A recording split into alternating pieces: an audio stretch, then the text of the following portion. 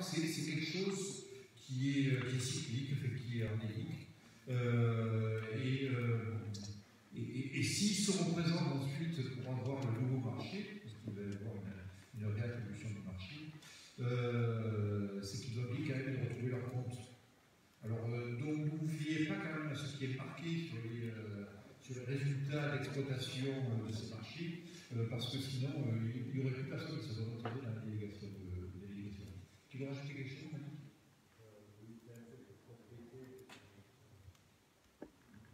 Juste pour compléter, sur les DSP, comme le disait Jean-Claude, traditionnellement, les comptes d'exploitation sont souvent présentés avec un résultat déficitaire. Mais si vous le regardez, en particulier celui des marchés, qui est un compte d'exploitation assez simple, vous regardez par exemple, il y a 14 000 euros de frais de siège, il y a des frais de déplacement, il y a, en fait, ce type de marché, il y a un placier et quelques frais annexes administratifs. Normalement, selon le chiffre d'affaires de 150 000 euros, on devrait faire l'équilibre. C'est vrai qu'effectivement, la situation fait que peut-être l'activité foraine diminue, mais d'un point de vue, j'allais dire, structurel, c'est une affaire qui devrait marcher.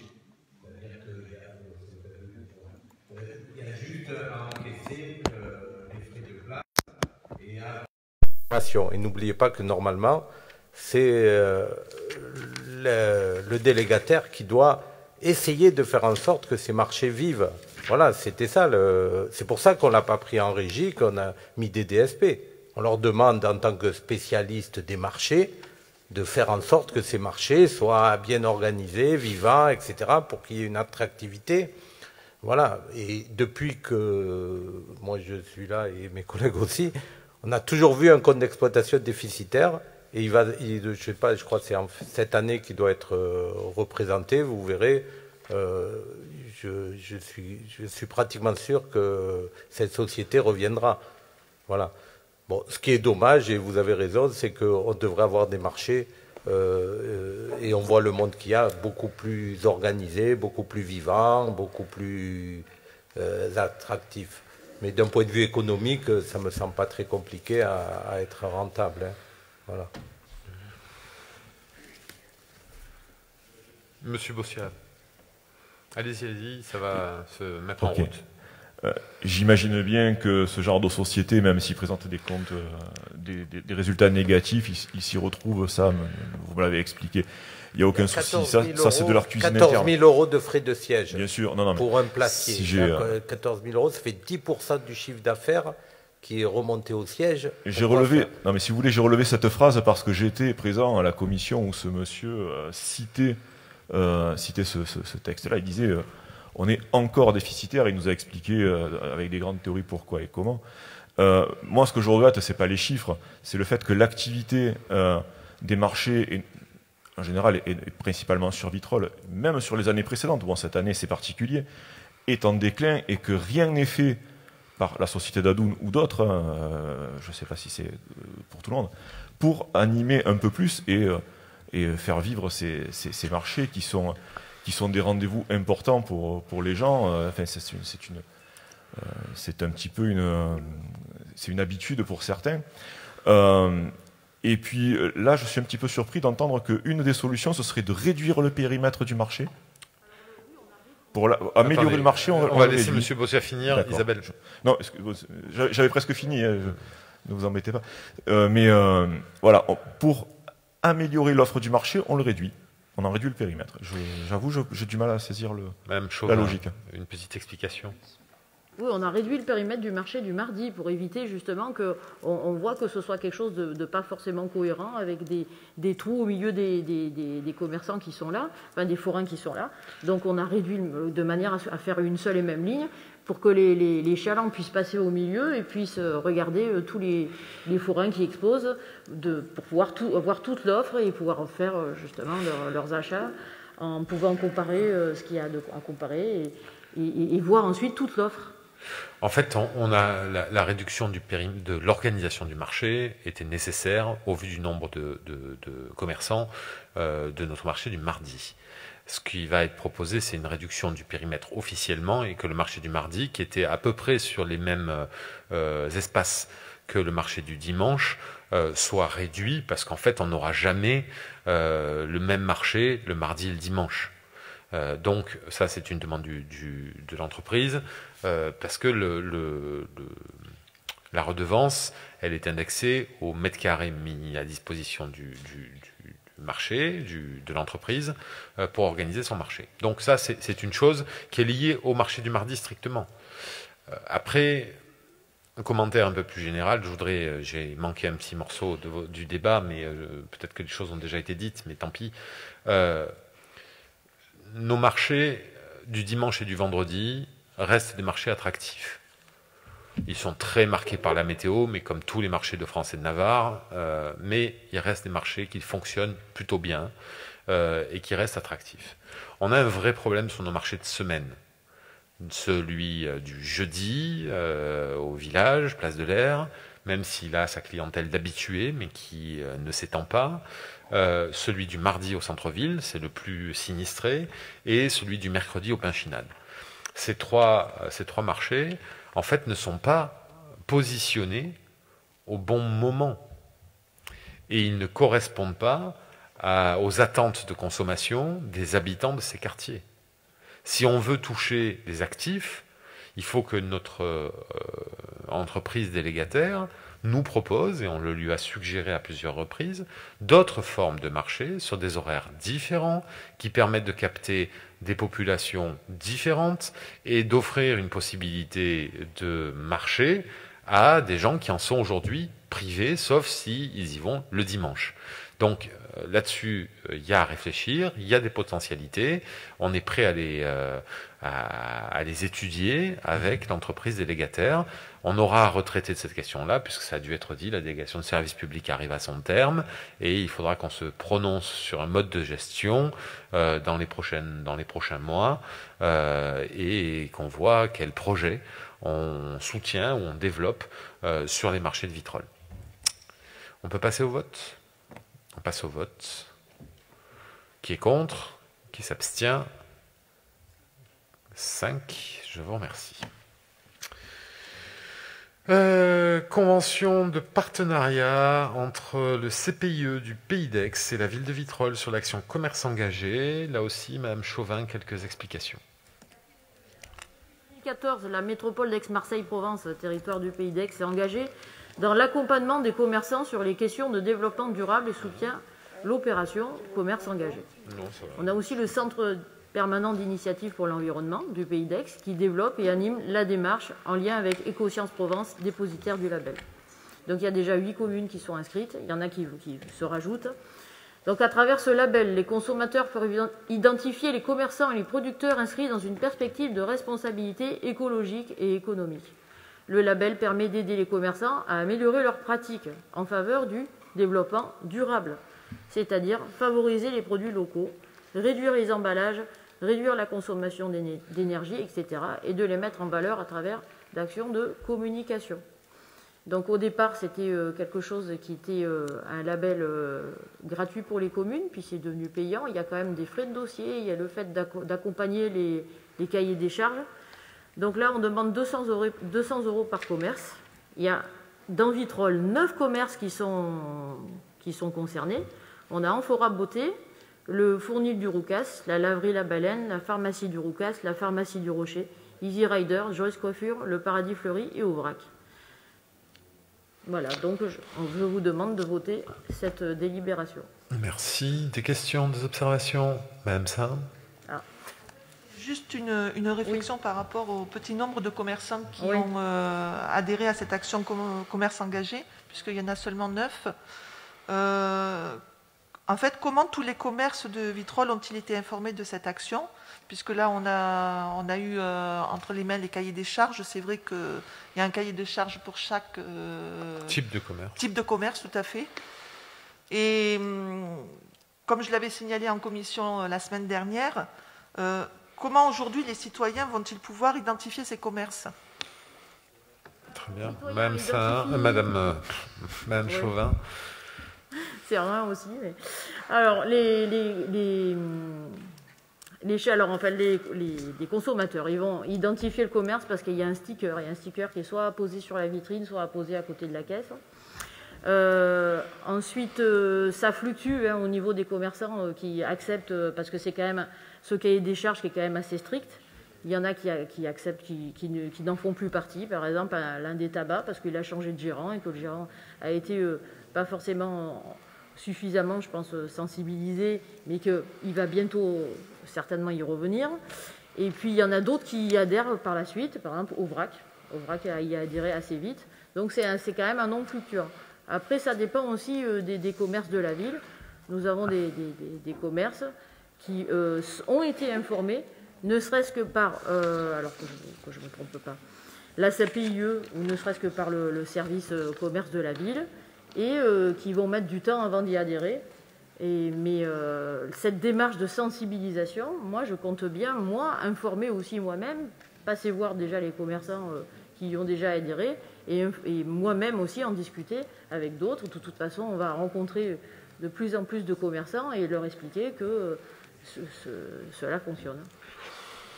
Je pense, pour compléter, qu'on peut développer un peu plus ces actions de promotion de ce dispositif, indiscutablement, et qu'il y a sans doute d'autres commerces à les démarcher pour entrer dans cette démarche, dans ce processus. Donc voilà, on prend note c'est contraignant.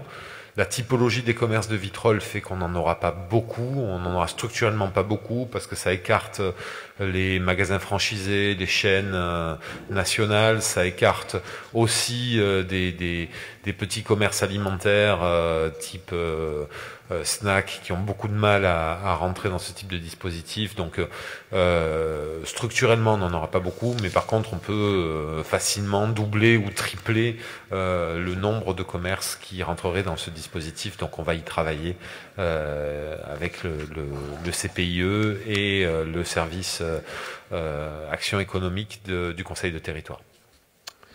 On passe au vote. Qui est contre? Qui s'abstient? À l'unanimité, merci. Point 30, renouvellement du bureau de l'association foncière de remembrement. Et point 31, subvention à la dite association foncière de remembrement. Est-ce qu'il y a des questions pour Madame Rosadoni? Il n'y en a pas. On passe au vote. Donc sur le renouvellement du bureau, qui est contre? Qui s'abstient? 4. Et pour à l'unanimité, effectivement. Et le 31, qui est contre, qui s'abstient, à l'unanimité. Merci. 32, charte de partenariat entre la ville de Vitrolles et l'aéroport Marseille-Provence. Vous avez pu consulter ce document qui précise des engagements réciproques entre la ville et l'aéroport qui est installé sur son territoire. C'est un document nouveau, mais qui permet de collationner tout un tas de partenariats sectoriels qui étaient déjà en place. Est-ce que M. Mersali, vous voulez ajouter quelques éléments avant qu'on ouvre les questions éventuelles? Non, tout est dit dans l'énoncé. Très bien. Y a-t-il des questions? Monsieur Ferral.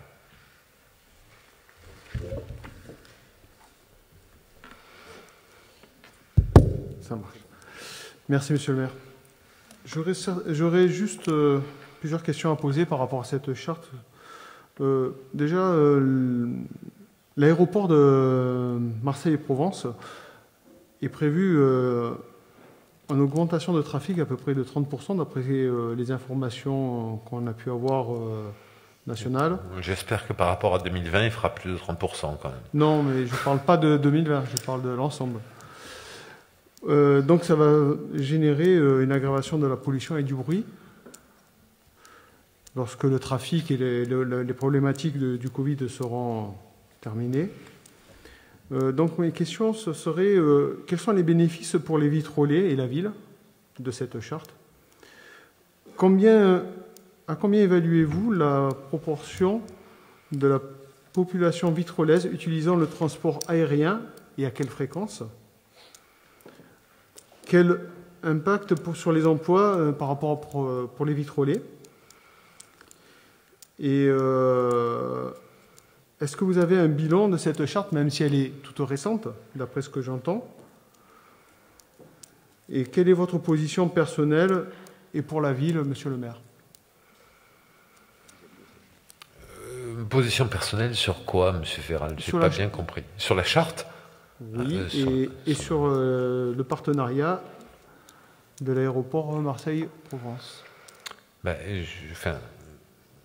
Pour Beaucoup être clair, de questions, non, mais monsieur Ferral, si on soumet au Conseil cette charte, c'est bien parce qu'on la croit utile et que on vous propose de l'approuver. Donc la position du maire que je suis et qui essaye d'être cohérent avec l'homme qui est à l'intérieur du costume, c'est de soutenir et de défendre une charte entre la ville et l'aéroport qui est installé sur une partie de son territoire. Donc oui, je suis favorable à cette charte puisque on vous la présente. Deuxième remarque, sur le trafic aérien, nul doute que la part de Vitrolais concernée par le trafic aérien est sans doute faible, indiscutablement. Bien sûr. Néanmoins, elle existe et la nécessité du transport aérien dans le fonctionnement de notre société, plus globalement, et dans l'acheminement de marchandises, au-delà de l'acheminement des biens et des personnes, dans le fonctionnement du territoire et la création d'emplois pour ce territoire, est indiscutablement un élément important dans le domaine de l'économie, de l'industrie, du tourisme, qui sont générateurs d'emplois sur le territoire et donc de ressources pour bon nombre de Vitrolais, directement ou indirectement. La présence de l'aéroport international Marseille-Provence est quelque chose d'utile. Après, sur les prévisions de trafic que vous évoquez, oui, l'aéroport était dans une perspective de croissance importante. La crise Covid change quelque peu la donne, vous en conviendrez. Et même si certains imaginent une reprise tambour battant du trafic aérien, il y a fort à parier qu'il y ait des usages qui soient évolués. Et si je suis favorable à ce qu'on conventionne avec l'aéroport, je suis aussi totalement favorable à ce qu'on limite un certain nombre de lignes de courte distance, comme l'a préconisé comment ils ont appelé ça, la Convention citoyenne sur le climat, distances qui sont couvertes par d'autres types de moyens de locomotion, notamment par le train. Donc on essaye d'être cohérent et je ne suis pas un défenseur personnellement du trafic aérien. Voilà, pour parler, et je pense que notre majorité ne l'est pas non plus. Pour autant, à Vitrolles, on a un opérateur qui est là depuis longtemps, qui a toujours considéré que l'emprise de la concession aéroportuaire était un genre de territoire en dehors extraterritorial, et qu'il n'avait pas besoin d'entrer en relation avec les communes où il est implanté, que ce soit Marignane ou Vitrolles. Le changement de gouvernance à l'aéroport, avec un nouveau président du conseil de surveillance il y a quelques années, un nouveau président du directoire il y a maintenant 3 ou 4 ans, a conduit à proposer une nouvelle méthode de travail avec les communes pour que l'aéroport assume sa fonction socio-économique au service du territoire. Et que les emplois de la plateforme aéroportuaire soient non pas réservés, parce que c'est interdit, mais en tout cas mieux communiqués aux communes voisines et que les habitants de ces communes puissent mieux candidater sur les emplois de la plateforme aéroportuaire. Premier point. Que l'ensemble des questions d'aménagement sur l'aéroport soient débattues et échangées en amont de la programmation de l'aéroport. Ce qu'ils ne faisaient pas, ça paraît hallucinant, mais ils avaient tendance à nous mettre un peu devant le fait accompli. Donc là, la proposition qui est dans la charte, c'est d'anticiper et de venir échanger en amont des projets sur leur mise en œuvre, de discuter et d'être en relation avec la ville sur la gestion des salins du Lion qui sont dans l'emprise de la concession aéroportuaire afin de garantir la pérennité de cet espace naturel à forte valeur en matière de biodiversité. Donc tout un tas d'éléments qui sont mentionnés dans cette convention, qui reposent sur des bouts de partenariat un peu isolés et sur lesquels nous souhaitons conventionner avec l'aéroport. Sur la question de l'évolution du trafic, il est mentionné que les questions d'extension capacitaire devront faire l'objet, là aussi, d'une concertation avec les communes, et ça ne nous empêchera pas d'avoir les plus grandes réserves sur une extension capacitaire de l'aéroport. Voilà. Merci d'avoir répondu à toutes mes questions sur ce thème. Monsieur Gardiol. Ça marche? Ouais. Juste un petit mot, pour alourdir les débats, mais pour qu'on soit bien dans le réel. Moi, j'ai reçu des représentants de l'association Alternativa sur la question de l'aéroport, on a échangé, et beaucoup d'associations ont une approche un peu théorique du transport aérien. Quand on dit qu'on veut limiter, et quand c'est je crois ce qui a été retenu, le développement des lignes qui sont en concurrence, qu'on peut, j'ai du mal, il est tard, hein, mais quand le train peut faire, etc., bon, vous avez compris, il faut prendre en compte que sur Marseille notamment, une partie très importante de l'évolution du trafic est liée au low cost. Et le low cost n'est pas du tout concerné par cette disposition. Hein. Le low cost, en général, fait sur des tronçons européens. Et donc, il n'est pas du tout concerné par une disposition qui n'impacte que les compagnies françaises. C'est un peu comme les gens qui disent qu'il faut taxer le kérosène. Bien sûr qu'il faut taxer le kérosène, mais si vous avez l'ensemble des compagnies étrangères qui payent le kérosène à un prix normal et qu'il n'y a que les compagnies françaises qui augmentent le prix du kérosène, on se fait plaisir, mais on affaiblit les entreprises françaises. Dieu sait que moi, j'ai pas de problème particulier avec les compagnies aériennes. En termes d'emploi, je trouve que c'est très important. Bon, non, je déconne. Mais j'ai quand même passé une trentaine d'années. Mais c'est pour dire qu'il faut faire attention quand on parle de transport aérien, parce que plus sérieusement, s'il y a une activité qui est hyper concurrentielle et qui est hyper mondialisée, c'est bien le transport aérien. Donc on peut se faire plaisir en disant il vaut mieux que les gens prennent le train. Ouais, sauf que l'augmentation du trafic aérien domestique, elle est essentiellement portée par le low cost. Voilà, donc ça, il faut l'intégrer aussi. Merci, Monsieur Gardiol. Je propose qu'on passe au vote sur cette délibération et on va essayer d'accélérer un peu la fin de conseil, sinon on va se finir par ne plus avoir le quorum. On passe au vote sur la charte aéroport, avec l'aéroport, qui est contre, qui s'abstient. 8, je vous remercie. 30, je sais plus où j'en suis. 33. Mise à disposition gratuite de la salle Obino pour les soirées du comité des œuvres sociales de la ville de Vitrolles. Il y en a 2 qui sont prévues, 24 avril, qui devraient malheureusement être reportées, vraisemblablement, mais enfin on va quand même délibérer, et 18 décembre 2021. Des questions, des observations? Qui est contre? Qui s'abstient? Unanimité, merci. Mise à disposition de la même salle Guillaume au profit de l'association Vitropole Entreprendre pour le rendez-vous des entrepreneurs. 2 dates envisagées, le 3 juin et si toutefois cet événement devait être reporté, le 9 septembre. Des questions, des observations? Contre, abstention, à l'unanimité, merci. 35, une délibération Marronnier qui revient très souvent, c'est l'indemnisation suite à un jugement rendu en termes de protection fonctionnelle pour 2 agents de la police municipale, victimes d'outrage et de diffamation. L'auteur a été condamné mais n'est pas solvable et donc la ville se substitue à hauteur de 600 € pour chacun des 2 agents concernés. Des questions? On passe au vote. Qui est contre? Qui s'abstient? À l'unanimité, merci. Centre communal d'action sociale. Oui, nous avions fixé le nombre de membres et délibéré sur la composition de ce conseil d'administration. Madame Amouteré, en continuité avec sa délégation, souhaiterait candidater au conseil d'administration du CCAS et Madame Cuillère, qui est aujourd'hui élue au CCAS, a accepté de présenter sa démission. Vous savez que c'est un vote à la proportionnelle. On vous propose de ne pas réélire tout le conseil, mais d'élire Madame Amou sur la place de Madame Cuillère, que celle-ci veut bien laisser. Des observations, des questions? Pas d'objection à ce qu'on vote de cette manière. Je vous remercie. Et donc on passe au vote. Qui est contre? Qui s'abstient? 8. Je vous remercie. Point 37, extension du dispositif de vidéosurveillance. Vous avez là les implantations envisagées pour de nouvelles caméras de vidéosurveillance sur la ville. Nous les réaliserons progressivement. On n'est pas sûr de pouvoir réaliser les 6 sur l'année 2021 au vu du budget alloué, mais nous souhaitons tout de même, au cas où, présenter les 6 emplacements au Conseil, et quitte à ce que nous les réalisions qu'en 2022. Y a-t-il des questions ou des observations? Monsieur Aliotte, puis Monsieur Sanchez.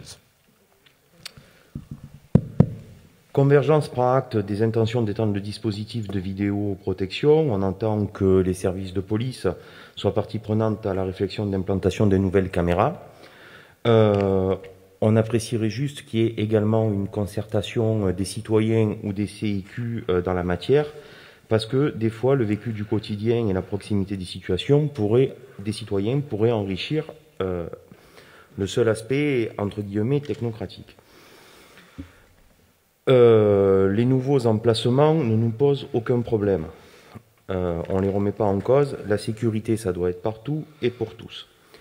Toutefois, sur ce même sujet, vous dites qu'on ne sait pas si on va faire les 6 dans l'année. Je voulais savoir, notamment sur la zone de Couperigne, dans le cadre du projet Cap Horizon, la ville a procédé aux travaux préparatoires à l'installation d'une dizaine de caméras. Le réseau a été tiré, les pieds de mât sont effectifs, ils ont été scellés, tout est préparé. Il manque juste les caméras. J'aurais besoin de savoir pourquoi ce défaut d'achèvement des travaux, particulièrement dans le cadre où les délibérations de développement de cette zone sont soumises à ce conseil municipal et que les lignes budgétaires ont déjà été actées et que les travaux ont été quasiment achevés. Également, le développement de la vidéo, alors on dit protection maintenant, sur des endroits tels que le parc du Griffon. On voit que plein de choses peuvent se passer partout. Également, pour revenir aux nouvelles installations, savoir si les caméras sont à lecture de plaque ou si c'est des caméras d'ambiance, parce que les réglementations sont différentes. Et on aimerait savoir également si le comité éthique de vidéoprotection qui a été adopté le 9 avril 2015 a été consulté sur cette installation. À défaut, quel est le suivi de cette instance et qui sont les membres actuels de cette commission? Ok. Monsieur Sanchez répondra après. Oui, pour commencer, combien de personnes en ce moment surveillent ces caméras? Les 134 déjà. Posez toutes vos questions, on répondra après. Ben oui, après ça dépend de votre réponse. Après, ça dépend de l'heure de la journée, ça vous va comme question? Ouais, ben après, je sais pas s'il y a une personne, c'est insuffisant. Ouais. Après, est-ce que vous comptez recruter du personnel supplémentaire pour ces caméras? Si oui, ben lesquels? Est-ce que c'est d'anciens policiers municipaux?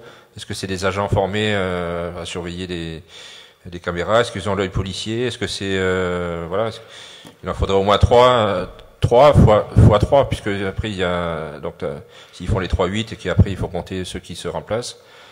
Voilà, il faut du monde derrière. Il faut pas que les caméras, quoi. Très bien. On va commencer par votre question. Monsieur Amar, vous voulez apporter quelques éléments de réponse à ces questions? Très volontiers, parce que les questions se posent effectivement. Alors, en termes de personnel, il faut compter 12 personnes qui sont affectées, puisque vous savez que nous avons 134 caméras et que le visionnage de ces caméras est centralisé, Monsieur Sanchez, au poste de police municipale. Donc 12 personnes qui en rotation, donc 24 heures sur 24, 7 jours sur 7. Donc voilà en termes d'organisation. Ensuite, j'avoue que j'ai pas très bien compris la problématique des 3 par caméra, parce que vous voulez mettre des gens au pied des caméras. Enfin, j'ai pas très bien compris le. Non, je voulais dire que s'il y a une personne qui surveille 140 caméras, ça sert à rien. Non, je viens de vous dire qu'il y en a 12. Voilà. Et que la surveillance est centralisée. J'ai pas dit 3 personnes sur une caméra, quoi. Non, mais ça... Non, mais juste... attendez, on va arrêter, on va éviter de sombrer dans le délire. Monsieur Sanchez, est-ce que ça voudrait dire qu'il faudrait 130 personnes pour surveiller 130 caméras? Parce que oui, voilà, c'est ça. Donc, on va arrêter complètement la discussion. C'est complètement délirant. On a aujourd'hui un CSU qui fonctionne 24 heures sur 24. Les images sont enregistrées et elles servent à l'élucidation sur commission rogatoire ou sur demande de consultation par la police nationale.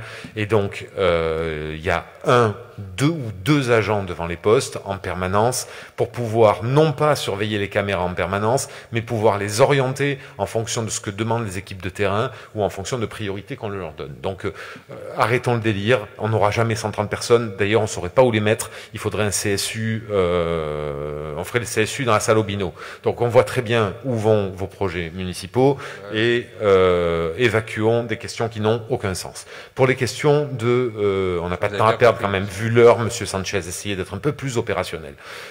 Sur les questions à un moment donné, je plaisantais, parce que si vous transformez mes propos, je vous demandais combien de personnes il y avait derrière les 140 caméras. Vous avez été incapable de me répondre. Mais après, si. Pour plaisanter, je dis un par caméra. Monsieur Sanchez, vous n'entendez que les réponses qui vous intéressent. Monsieur Amar vous a répondu qu'il y avait 12 agents qui étaient affectés à cette mission.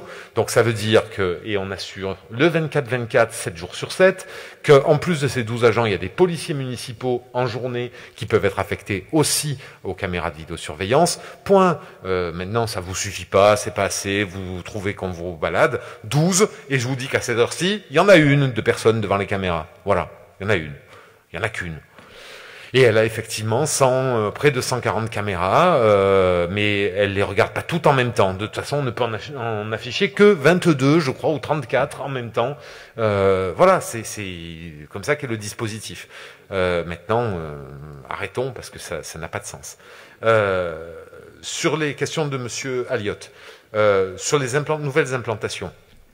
Il ne s'agit pas d'aller négocier chaque implantation avec les CIQ ou les habitants. Par contre, d'étudier à chaque fois, en fonction des interlocuteurs qu'on peut avoir, la pertinence d'installer dans ce secteur une caméra ou une autre est systématiquement mise sur la table.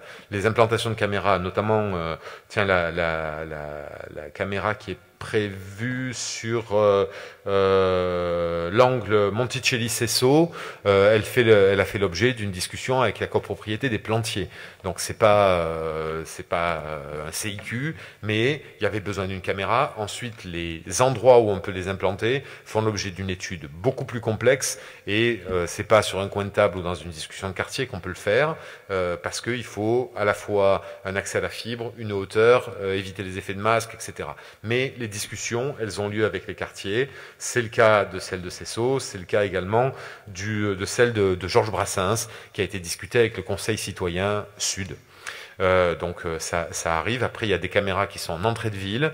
Souvent, par exemple, sur Schumann, on n'a que des LAPI qui sont déjà installés, des caméras à lecture de plaques. Et là, il nous semblait utile de doublonner avec une caméra d'ambiance, comme vous l'avez signalé, pour compléter notre dispositif. Donc ça, c'est le choix des outils. Il est à la main de la police municipale qui nous propose de compléter notre dispositif en fonction des constats qu'ils font et des constats que fait la police nationale sur les élucidations.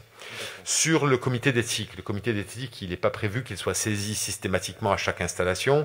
Il est plutôt sur un rapport ponctuel et global sur le dispositif de caméra de vidéosurveillance. Je ne sais pas quand est-ce que il se réunira la prochaine fois, mais il fera à la fois le point sur les nouvelles implantations, pourquoi on les a implantées, à quoi elles servent, etc. et l'utilisation de ce dispositif de vidéosurveillance global sur la ville.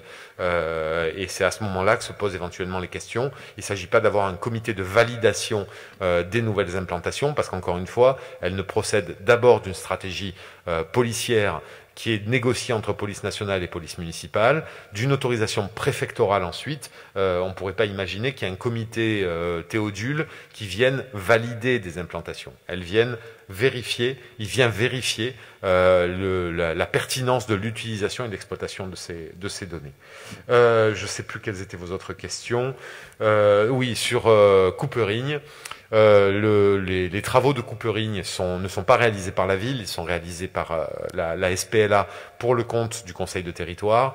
Je ne crois pas qu'on ait non, je sais que nous n'avons pas une livraison, un achèvement total des travaux, et de toute façon, le site reste de compétence métropolitaine pour le moment, et donc si les installations de caméras n'ont pas été faites alors qu'elles étaient prévues, c'est vraisemblablement que les infrastructures ne nous ont pas été livrées pour le faire. Je vérifierai néanmoins ce que je vous dis, parce que je le dis comme ça, un peu d'intuition, mais ça méritera de s'assurer de tout cela auprès du Conseil de territoire et de la SPLA. Donc, voilà, je pense que j'ai fait à peu près le tour de vos questions. Voilà, le comité d'éthique est toujours d'actualité. Oui, mais plutôt sur une logique de comment dire, de bilan annuel ou peut-être bisannuel, mais en tout cas de bilan sur l'exploitation, pas d'autorisation des installations. Il faudrait juste peut-être renouveler les membres parce que je crois qu'il y en a qui sont plus élus dedans. Je pense que nous n'avons pas délibéré sur le comité d'éthique sur ce mandat et que donc il conviendra, le jour où nous souhaiterons le réunir, de délibérer sur sa composition. D'accord. Et c'est INEO qui est toujours détenteur du marché public. J'avoue que là, oui, M. Leclerc me le confirme, donc la réponse est oui. Ok, je vous remercie. Je vous en prie. 38, bon, vote d'abord, qui est contre, qui s'abstient. À l'unanimité, je vous remercie. Point 38, bilan d'activité du service public de la fourrière automobile. Vous avez tous les éléments, c'est un petit rapport. Est-ce qu'il y a des questions? On passe au vote. Qui est contre? Qui s'abstient? Je vous remercie. Point 39, personnel communal, transformation de postes statutaires. C'est à la suite, c'est principalement le volet des promotions de la dernière fournée, on va dire, de la dernière session. Est-ce qu'il y a des questions pour M. de Souza sur ce long tableau? Non. On passe au vote. Qui est contre? Qui s'abstient? À l'unanimité. Je vous remercie. Ah, oui. Abstention du groupe Convergence. Très bien, c'est noté. 40. Renouvellement de mise à disposition du personnel communal auprès du GIP Mission Locale Estétambert. Vous le savez, je crois qu'on l'a déjà voté, mais on a un agent qui est mis à disposition de la mission locale et il s'agit de renouveler son détachement. Est-ce qu'il y a sa mise à disposition? Est-ce qu'il y a des questions? Il n'y en a pas. Qui est contre? Qui s'abstient? À l'unanimité, merci. Rémunération accessoire des personnels de l'éducation nationale. Il s'agit de mettre à jour la liste des enseignants susceptibles de percevoir les indemnités, enfin non, les salaires liés à l'encadrement des cantines scolaires ou des études surveillées. Et donc, voilà, vous avez la liste annexée qui a été révisée. Y a-t-il des questions? On passe au vote. Qui est contre? Qui s'abstient? À l'unanimité, merci. 42, bilan d'activité du service public de restauration collective municipale, rapport annuel 2019. Vous avez été susceptible de le lire. Par ailleurs, ce rapport sera pas le dernier, mais un des derniers, puisque la délégation de service public arrive à son terme au mois d'août, et qu'on aura une nouvelle DSP qui démarrera au 1er septembre. Y a-t-il des questions ou des observations? Monsieur Sanchez. Oui, dans le cas de figure actuelle pour Vitrolles, nous passons par un prestataire privé, Scolarest. Scolarest qui propose des plats préparés en usine et arrangés dans la cuisine centrale de Vitrolles. Donc dans ce vieux rapport... C'est une information, c'est quoi cette phrase? Monsieur Sanchez, franchement, vous manipulez les informations avec une désinvolture crasse. Oui, mais c'est un prestataire privé. Non, c'est pas vrai. C'est un prestataire. C'est pas un prestataire, c'est un délégataire. Et il fabrique les repas dans la cuisine centrale municipale qui est mise à sa disposition. Alors maintenant, vous pouvez raconter une autre histoire, mais c'est ça la réalité. Alors dans ce vieux rapport là de 2019, donc, un effort doit être fait sur les protéines animales et les légumes, qui ne semble pas satisfaire 40% des gens au sujet de la qualité gustative de ces aliments. Alors, on constate aussi que chaque année, elle perd moins 85 000 euros. Voilà. Alors, ce qu'il faudrait, ce serait une cuisine centrale, une vraie, qui prépare tout sur place, à l'image de celle de Gardanne. Donc, là, par exemple, Combien coûte exactement à la commune cette prestation de Scolarest? Ça, on ne le sait pas, j'ai lu, impossible de savoir pour l'instant, mais vous allez me le dire. Et serait-il pas plus avantageux de créer notre propre cuisine centrale avec nos propres agents, hein, à l'image de la ville de Gardanne, effectivement, qui a fait le choix de créer sa propre cuisine centrale, entièrement autonome, et classée parmi les meilleures à l'échelle du département. Ils font 4000 couverts par jour, et donc ils ont 60% d'approvisionnement local. Et cette cuisine dégage plusieurs centaines de milliers d'euros de recettes par an. Très bien. Ah, ok, bon. Regarde, renseignez-vous. Hein. Non, mais oui, renseignez-vous. Renseignez-vous d'abord, et puis... je me suis renseigné déjà. D'accord, mais vous ne savez pas qu'on fabrique les repas à Vitrolles. La cuisine centrale de Vitrolles est récente. Elle a été inaugurée, on va dire, en 2015, et elle fonctionne très bien. Les repas sont fabriqués sur place. Il y a effectivement un gain qualitatif à obtenir de notre délégataire en matière, vous l'avez dit, de légumes, parce qu'il sous-utilise la légumerie qui est mise à sa disposition, et de certaines préparations carnées qui laissent à désirer. C'est exactement l'objet de notre nouvelle délégation de service public, et elle devrait apporter des améliorations nettes dans ces deux secteurs comme dans d'autres, et notamment dans l'origine des produits, puisqu'on vise, et c'était inscrit dans notre programme électoral, les 80% de bio ou local dans l'alimentation collective, dans la restauration collective de Vitrolles. Je ne vais pas développer parce qu'on pourrait y passer 2 heures. Après, nous n'avons pas fait le choix d'un retour en régie de la cuisine centrale de Vitrolles. Nous avons fait le choix de maintenir une délégation de service public, considérant que nous n'avions pas les compétences en interne et que c'était une charge et un risque supplémentaire pour la collectivité que d'assurer le recrutement des cuisiniers, des aides-cuisines, des chauffeurs-livreurs liés à cette activité. Nous avons beaucoup d'activités municipales internalisées et nous avons privilégié le maintien en délégation de service public et l'augmentation qualitative. Je reconnais que la cuisine centrale de Gardanne est un modèle du genre, je n'en doute pas. Il y a d'autres possibilités, il y a des cuisines centrales qui fonctionnent avec délégataires, qui fonctionnent très bien. Donc c'est ce à quoi nous attelons. Nous avons demain, avec Madame Cuillère, une très longue journée d'audition de l'ensemble des candidats à la nouvelle délégation de service public. D'ailleurs, on va avoir du mal à avoir les yeux ouverts toute cette journée au vu de la soirée que nous vivons. Et on saura vous en dire plus, puisqu'on aura à délibérer très prochainement sur la décision le choix que nous devrons vous soumettre. Voilà.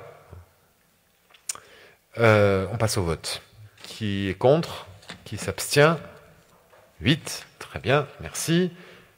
Je reviens juste un poil en arrière, mais pour faire court, nous avons en fait délibéré lors de notre conseil ça va être écrit là, non, c'est pas écrit, mais en 2020, donc c'est dans nos conseils d'installation, sur le dispositif sur la création de la composition du comité d'éthique.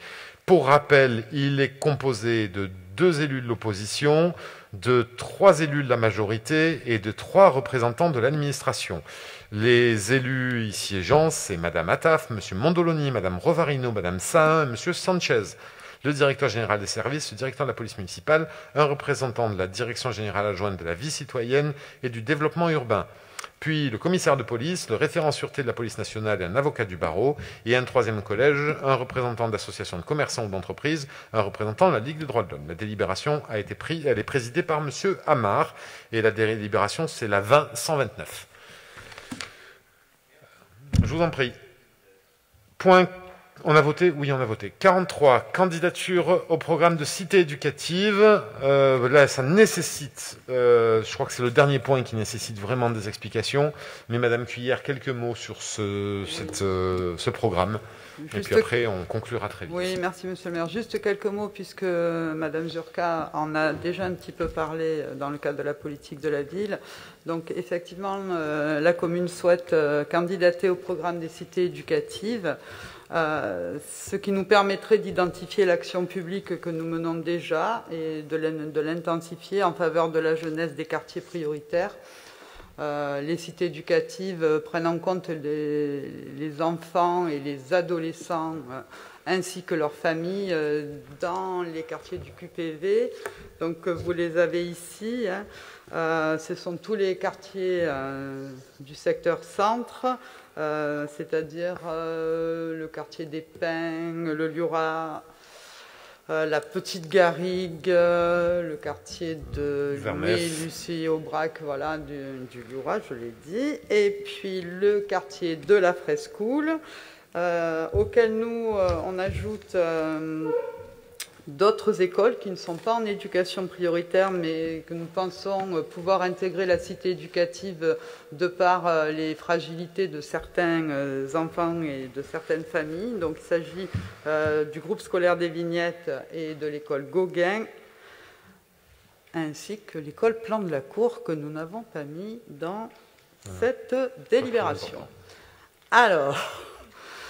ça se met, c'est une sorte d'alliance éducative de tous les acteurs du territoire autour de 3 grands axes. Donc un axe autour du rôle de l'école, conforter le rôle de l'école, promouvoir la continuité éducative et ouvrir le champ des possibles.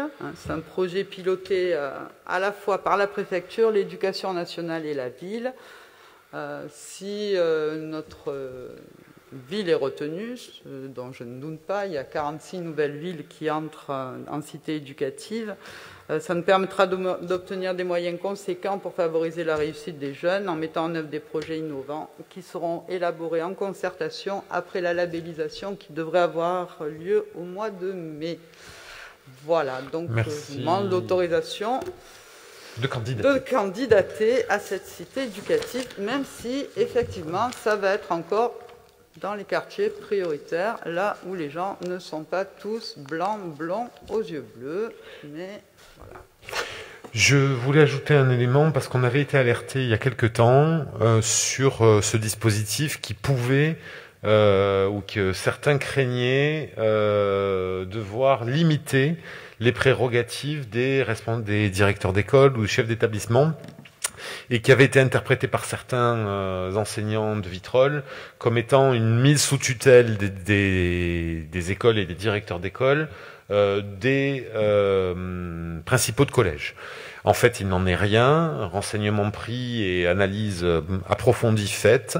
Il s'agit effectivement de donner une forme de leadership sur le dispositif cité éducative à la principale, en l'occurrence du collège Henri Fabre, parce que c'est elle qui va être pilote local d'un certain nombre de dispositifs, mais il n'y a pas d'interaction avec la sphère strictement éducative de chaque école qui reste bien indépendante et de chaque collège qui reste bien indépendant sur la gestion de tout ce qui relève de la scolarité classique. C'est bien sûr les actions de la cité éducative qui a une forme de leadership qui est donnée, ne serait-ce que pour pouvoir engager les crédits, mais ce n'est absolument pas un leadership ni pédagogique ni institutionnel.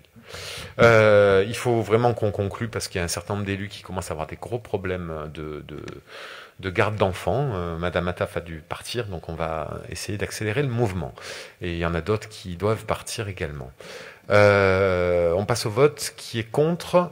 Ah, Monsieur Sanchez, vous vouliez prendre la parole. Je vous en prie. Voilà, très rapidement. Dans ce programme de labellisation intitulé La cité éducative, vise à renforcer l'inclusion des jeunes dans les quartiers prioritaires. Alors, ce programme s'élève à plus d'une centaine de millions d'euros pour la période 2019-2022. Et bon, c'est un énième gaspillage d'argent public de l'État. Très bien. Et tant que l'économie souterraine de la drogue et de la délinquance ne seront pas éradiquées. Très bien. Gardez vos postures le jour où vous serez député. On passe au vote. Qui est contre? Qui s'abstient? Non, mais c'est bon, on s'en fiche de ce que vous nous racontez là. C'est n'importe quoi, vous êtes en dehors des clous. Il y a 100 millions d'euros sur un programme qui peut aller en soutien de l'éducation dans les quartiers prioritaires et on devrait cracher dedans et se dire non, c'est pas nécessaire à Vitrolles. Donc soit vous êtes perché sur notre planète, soit vous atterrissez et on vous écoute. Il y a de plus de villes qui sont concernées. Vous serez retenus, ne vous inquiétez pas. C'est quoi le sujet? Je suis pas inquiet, tout va bien, hein, on est très détendu. Au contraire, on est même volontaire pour ça. Quand il s'agit d'aider la jeunesse... Bien. Terminé? Très bien. Allez, vous voterez ce que vous voulez. Qui est contre? Qui s'abstient? Donc 4 ou 3, je ne sais pas si, où on en est. Le reste pour. Je vous remercie. On passe à la 44. Convention avec la CAF, monenfant.fr. Il s'agit vraiment d'un dispositif d'autorisation de mise à disposition des données personnelles entre la ville et la CAF à travers l'utilisation de ce site en ligne. Des questions, des observations? Il n'y en a pas. Qui est contre? Qui s'abstient? À l'unanimité, merci. La 45, c'est une demande de subvention au Centre national du livre pour une manifestation à la médiathèque La Passerelle pour l'année 2021. Des questions, des observations, des questions pour Mme Caruso? Non, il n'y en a pas. On passe au vote. Qui est contre? Qui s'abstient? Merci. La même chose à peu près, mais auprès du Centre national du cinéma et de l'image animée pour le cinéma Les Lumières. Des questions pour M. Gesnet? Il n'y en a pas. On passe au vote. Qui est contre? Qui s'abstient? À l'unanimité. Merci. Ordre du jour épuisé. On passe à la motion. Madame Bertolaz, s'il vous plaît, est-ce que vous pouvez nous en donner lecture? Oui. Juste pour les élus, j'en ai 2 en tête qui auraient vraiment des impératifs de départ. Il n'y a pas d'enjeu majeur sur les votes à venir, donc si vous devez absolument partir, je vous libère. Madame Bertolaz. Motion pour le maintien du service public postal de proximité à Vitrolles. Depuis de nombreuses années, les services publics de proximité sont menacés de démantèlement. Sous couvert de modernisation et de réorganisation, l'État et les grandes institutions de services publics cherchent avant tout à réduire leurs coûts en supprimant personnel et locaux d'accueil du public. Cela se fait particulièrement ressentir dans les territoires ruraux, mais aussi dans les zones urbaines confrontées à des publics fragilisés, territoires où paradoxalement les besoins sont les plus forts. La mobilisation de la municipalité avait permis en son temps de maintenir la présence de la sécurité sociale à Vitrolles, mais n'avait pu empêcher la suppression annoncée de la trésorerie au profit d'une recentralisation départementale. Concernant la police nationale, la ville s'inquiète du fait que les dépôts de plaintes sont regroupés à Marignane dans le cadre de la fusion des commissariats. Cela n'empêche pas pour le moment une qualité de service maintenue grâce à l'importance du poste de police municipale de Vitrolles et l'excellente collaboration avec les services de la police nationale. Depuis plus de 3 ans, la Poste déploie un plan de fermeture des bureaux jugés insuffisamment rentables. Ce plan concerne le bureau situé au Vieux Village. Après la réussite de plusieurs interventions destinées à dissuader la Poste de mener à terme son projet de fermeture, celle-ci est désormais annoncée pour le 31 mars prochain. La municipalité s'y oppose avec force. Une première motion avait déjà été prise dans ce sens en conseil municipal le 11 juillet 2019. Les usagers du village ont besoin d'un service postal de proximité. Et si l'on peut constater un recul d'activité de ce bureau, nous constatons surtout une baisse régulière et importante des heures d'accueil et une ouverture de plus en plus aléatoire. Comme la Poste a proposé, la ville est prête à étudier une coopération entre la Poste et la mairie annexe du village, mais à la seule condition que l'ensemble des services proposés aux Vitrolais puissent être assurés, et notamment les services bancaires si précieux. La Poste doit en effet tenir compte des difficultés dans lesquelles elle va placer les bénéficiaires les plus fragiles, qui ne vont plus être en mesure de se rendre dans les 2 autres bureaux de poste trop éloignés de leur domicile et déjà quasi saturés en termes d'activité.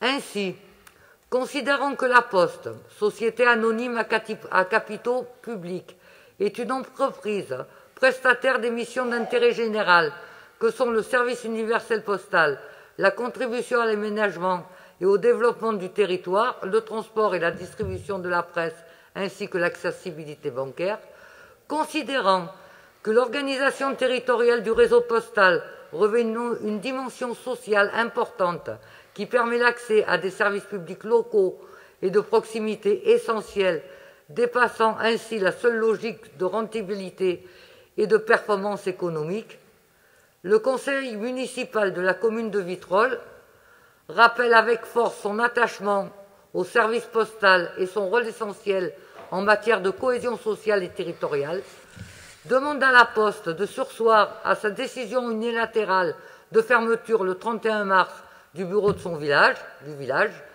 invite de nouveau la Poste à engager dans une démarche de concertation avec la ville et les usagers afin de garantir la continuité des missions d'intérêt général dont elle a la charge. Merci, Madame Berthola. Peut-être un complément, Monsieur Piquet. Merci, Monsieur le maire.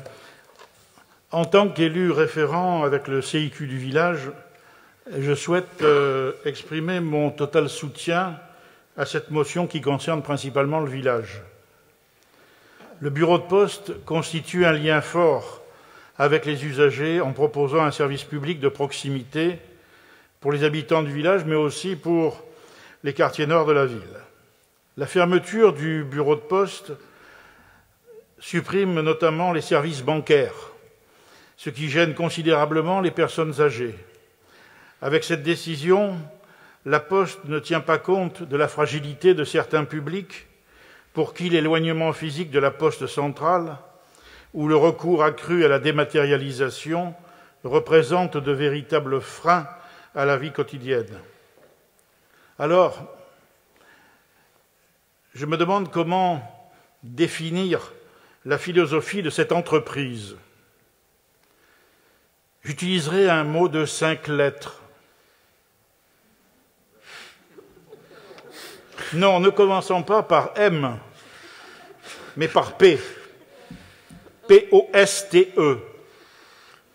P comme profit, O comme obligatoire, S comme service public, T comme totalement et E exclu. Dans le contexte national de la proximité avec toutes les populations, la proximité, elle est ressentie comme un besoin fort. Et cette décision va à l'encontre des politiques publiques pour assurer un meilleur vivre ensemble. Merci. Merci, M. Piquet. D'autres remarques sur cette motion avant de la soumettre aux voix? Non, pas de remarques. On passe au vote. Qui est contre cette motion? Qui s'abstient? À l'unanimité du Conseil, je vous en remercie. Nous avons encore, pour terminer, la question orale de Monsieur Ferral, que je l'invite à poser. Elle est courte et la réponse sera également courte, que je lui ferai, rassurez-vous. Monsieur Ferral. Merci, Monsieur le maire. Je cède la parole à Monsieur Alliot. Ah. Vous avez récemment lancé sur la ville une campagne de sensibilisation sur les incivilités des vitrolets concernant les dépôts sauvages.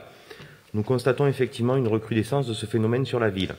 Un nouveau dispositif automatisé de gestion des entrées par lecture automatique des plaques d'immatriculation est en cours d'installation sur la déchetterie de Vitrolles. Ce dispositif est complexe dans son approche et repoussoir pour le commun des vitrolets par rapport à l'objectif à tenir. Monsieur le maire, en tant qu'élu au conseil de territoire, est-ce que vous avez personnellement cautionné la mise en place de ce dispositif sur la commune? Pouvez-vous expliquer aux vitrolets les avantages d'un tel dispositif? Et est-il possible de savoir pourquoi le règlement intérieur voté par le conseil de territoire du Pays d'Aix n'est pas respecté dans la déchetterie? Bien. Alors, je vous disais que la réponse était brève. Madame Attaf avait prévu de vous répondre sur ce sujet. Elle a dû partir pour retourner auprès de ses enfants qui n'avaient plus de babysitter. Juste en 2 mots, elle a rendez-vous demain avec les services du Conseil de territoire sur le fonctionnement de la déchetterie, sur la question du respect du règlement intérieur et sur les difficultés qu'on peut rencontrer régulières et récurrentes dans l'accès à la déchetterie. Concernant le nouveau dispositif automatisé d'accès à la déchetterie, en fait, on n'a pas eu à se prononcer expressément là-dessus en Conseil de territoire. C'est un dispositif qui est une organisation des services et nous nous en sommes émus avec les maires concernés, parce qu'il y a 4 déchetteries qui sont en cours d'équipement, la déchetterie d'Épine Mirabeau, celle de Bouc-Bel-Air et celle de Gardanne, qui sont dans le même pas de temps. On a ensemble, les 4 maires, rédigé un courrier qu'on a adressé à la présidente du conseil de territoire pour lui demander de surseoir à la mise en place de ce dispositif et peut-être sans doute de l'assouplir et de l'accompagner plus longuement. L'objectif, il est clair, il n'est pas tellement comment dire, il est difficile à dire quel est l'intérêt pour la population, si ce n'est celui de n'avoir plus le filtre qui est parfois un petit peu à la tête du client, des agents d'accueil des déchetteries. Mais pour autant, le véritable enjeu, il est sur des horaires d'ouverture élargis, des accès facilités et une gestion du personnel plus rationalisée. Je le dis avec des mots couverts, pour les délégataires de ces services. J'avoue que là-dessus, je suis quelque peu circonspect, le mot est faible. Aujourd'hui, des usagers vitrolés rentrent à la déchetterie avec une remorque pleine de végétaux. On leur interdit de décharger parce que les bennes sont pleines, il n'y a pas assez de personnel pour faire les rotations. Ils rentrent à la maison en tant que tels. On a également des problèmes de hauteur parce que la personne qui a une utilitaire au-delà de 1,90 m, elle ne peut pas rentrer à la déchetterie. On n'ouvre pas le portail, elle bloque toute la route. Et c'est surtout que malgré le règlement intérieur, les propriétaires qui sont assujettis à l'obligation de débroussaillage n'ont plus le droit à l'écobuage d'une part, mais ne peuvent plus vider de façon illimitée des végétaux comme le prévoit le règlement intérieur. Et au bout d'un voyage, on les renvoie. Je partage ces observations et c'est exactement l'objet des discussions et des alertes que nous avons transmis au Conseil de territoire et sur lesquelles Mme Attaf a rendez-vous demain. Et j'en finirai là. Aujourd'hui, un usager vitrolé qui va venir à la déchetterie avec un véhicule de location ou un véhicule qu'un ami va lui prêter, il ne pourra plus rentrer dans l'enceinte de la déchetterie. C'est le 1er avril. Non, mais ce sera. Alors là-dessus, monsieur Aliotte, rassurez-vous, c'est la mise en place qui va démarrer le 1er avril. Il y a un délai d'accompagnement qui s'épanelle sur plusieurs mois, donc ça ne va pas être subi. En tout cas, ça ne va pas être instantané.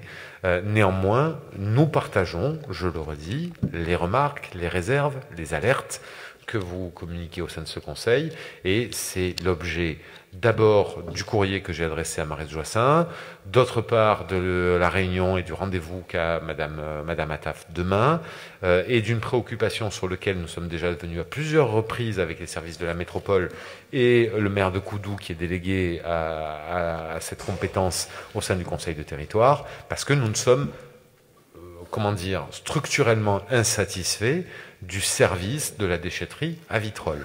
Elle est sous-calibrée, sous-équipée, mal organisée, et les aménagements récents qui visent en plus à modifier son accès et à le rendre moins lisible pour les vitrolets sont contre-intuitifs.